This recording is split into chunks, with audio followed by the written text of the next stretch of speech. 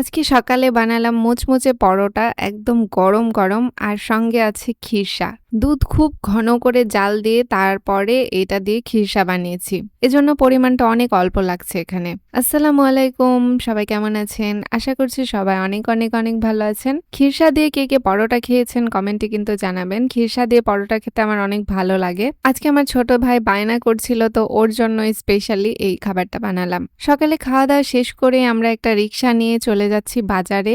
অনেক দিন ধরে আমার ভাই দাহাবের জন্য বই লাগতো, তো বই কিনতে যাব করে হচ্ছিল না সময় স্বল্পতার কারণে। আজকে মনে করলাম আম্মু বাসায় নেই আর আমরা যেহেতু দুজন আছি, তো আজকে বাজারে এসে বইটা কেনা যাক। বাজারে এত ভিড়, কি বলবো, ভিড়ের কারণে হেঁটে হেঁটে যাচ্ছিলাম। প্রায় 4 মিনিট হাঁটার পরে আমরা দোকানে চলে আসলাম। বাইরে রোদ না থাকলেও এত পরিমাণে গরম যে এটা আমি আসলে উপলব্ধি করতে পারিনি। যখন বাসায় ছিলাম তখন মনে হচ্ছিল বাসার মধ্যে গরম। তো আমরা অনেকগুলো বই দেখলাম, আর এই দোকানটাতে বই দেখার পর হলো না, দেন আরেকটা দোকানে গিয়ে বই দেখলাম। বইয়ের দোকানদাররা তো দেখছি ডাকাত। যেখানে আপনার বইয়ের দাম 30 টাকা, সেখানে কেউ চাচ্ছিল 55 টাকা, কেউ চাচ্ছিল 70 টাকা। মানে যে যা আর কি চায়। তারপরে আমরা দাম দর করে বই কিনেই ফেললাম, কিন্তু এর মধ্যেও একটা বই মিসিং ছিল, তো ওইটা অর্ডার দিলাম, পরে আবার এসে নিয়ে যেতে হবে। আমরা সচরাচর এই দোকানটা থেকে বই কিনি, আর আমাদের বই কেনা শেষ হয়ে গেল ফাইনালি। আমরা রিক্সাতে উঠেছি, এখন আবার বাসায় যাচ্ছি।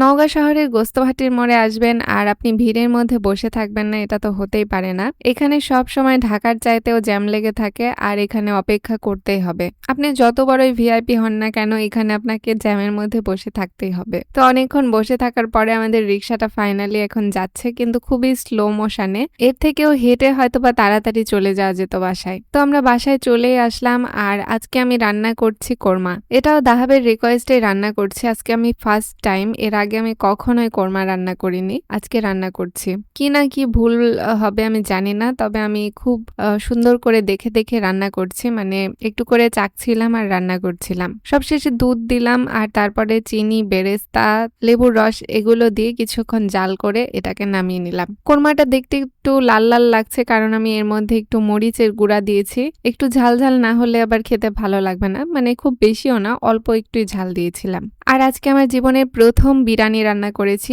এর আগে আমি কখনোই বিরিয়ানিও রান্না করিনি। সবকিছু তো দেখে আমার ঠিকঠাকই লাগছিল, আর কোরমাটা দেখতে খুবই লোভনীয় হয়েছিল। কি বলবো, আমার কাছে তো ভালো লাগছিল, আমার ছোট ভাইয়ের কাছে কেমন লাগবে আমি জানি না। যেহেতু জীবনে প্রথমবার রান্না করেছি, তো যদিও একটু খারাপ হয় তাও সমস্যা নেই, তবে মনে হয় না খারাপ হবে। আমি ভালো করে রান্না করার ট্রাই করেছিলাম। কিরে খা।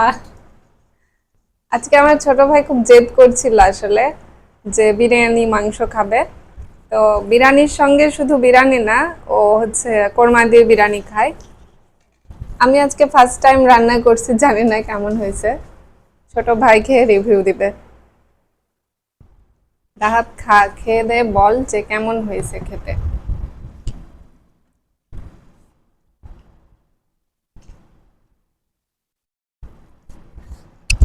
আসলে গাইজ অনেক সুন্দর হয়েছে, অসাধারণ একবারে ভালো রাঁধছে। জীবনে লাইফে ফার্স্ট টাইম রাঁধছে, সে তুলনায় অনেক ভালো। সত্যি বললি তো? সত্যি। আর আমার হিংসা হয়, ঠিক আছে, যে আমার আপু যে বাসায় মানে বিয়ে হয়ে চলে যাবে, সেই পাশে অনেক লাকি, ও ঠিক আছে। হ্যাঁ, অনেক এটা সুন্দর দুলা হয়েছে। ভাই বলবি যে আপনি জিতছেন, না বললে তোর খবর ঠিক আছে। আচ্ছা খা, ভালো করে খা। আম্মু যেহেতু নেই, আমাকেই সবকিছু রান্না করতে হয়েছে, আর আমি আমার মনের মতো করে রান্না করার চেষ্টা করেছি। জানি না কতটুকু কি, তবে আমার কাছে আমার রান্নাটা আজকে অনেক ভালো লেগেছে। জীবনে প্রথমবার হিসেবে এত সুন্দর যে বিরিয়ানি রান্না করেছিলাম, বিয়ে বাড়ির স্টাইলের বিরিয়ানি এটা ছিল, আর আমার খেতেও ঠিক বিয়ে বাড়ির মতোই লেগেছে। আমি জানি না অন্যদের খেলে কেমন লাগবে, তবে আমার কাছে এটা 100-তে 100 ছিল। আজকে চিকেনের যে পিসগুলো বের করেছিলাম, এগুলোতে বেশিরভাগ টাইপই ছোট মাংস ছিল, মানে রানের মাংস খুব কম ছিল, কিন্তু তারপরেও খেতে মাশাআল্লাহ অনেক ভালো হয়েছিল, দারুণ। বাজার থেকে আসার পরপরই আমি রান্না শুরু করে দিয়েছিলাম, কোনো আমার রেস্ট নেই, একদম ননস্টপ। এখন খাওয়া দাওয়া করে ঘুম দিব, তাহলে আমার কাজ শেষ। আব্বু আম্মুর গ্রাম থেকে আসতে আরো বেশ কিছুদিন সময় লাগবে, কারণ ওইদিকে আমাদের কনস্ট্রাকশনের কাজ আবার শুরু করা হয়েছে। ছাদ ঢালাইয়ের কাজ না হওয়া পর্যন্ত আব্বু আম্মুর এই প্যারা যেতেই থাকবে, আর আমাদেরকে এদিকে প্যারা করতে হবে। এদিকে আমাদের গাছের লেবুগুলো বড় হয়ে গেছে আর সেই লেবুগুলোও পাড়তে হবে। লেবু গাছে ধরে গাছেই নষ্ট হয়ে যাচ্ছে, না বিক্রি করতে পারছি না খেতে পারছি, কারণ লেবু খাওয়ার মধ্যে বাসায় আমিই আছি আর আব্বু আছে, এই বাদে আর কেউ লেবু খায় না। এখন আব্বু আম্মু গ্রামের বাড়িতে যেহেতু আছে, তো আমাদের লেবু গাছেই ধরে গাছেই শুকিয়ে যাচ্ছে, বিক্রিও করা যাচ্ছে না। কি একটা অবস্থা! একটা কাজ করতে গেলে আরো 10টা কাজ নষ্ট হয়ে যায়। তো ভিউয়ার্স, এখানেই আজকের ব্লগটা আমি শেষ করছি। যাদের ভালো লেগেছে তারা লাইক সাবস্ক্রাইব করে আমার পাশে থাকবেন। দেখা হচ্ছে নেক্সট কোনো ব্লগে। আল্লাহ হাফেজ।